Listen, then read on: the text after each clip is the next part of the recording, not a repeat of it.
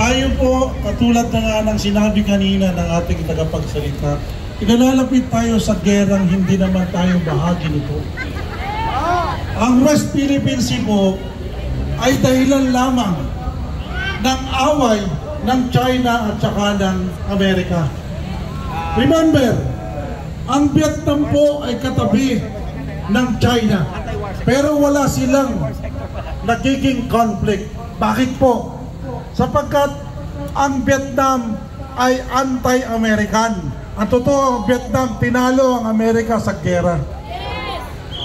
So, ibig sabihin lamang po, kaya tayo ay meron conflict. This is a proxy war between America and China.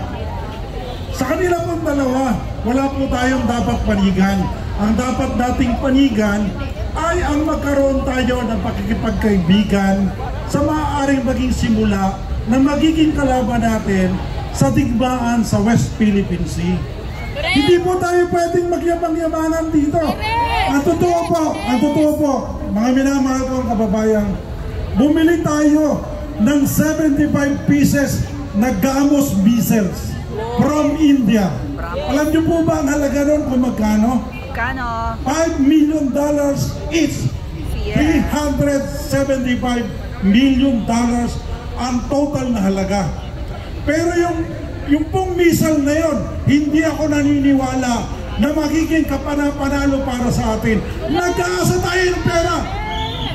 Kinumpute ko yung $375 million kung magkano.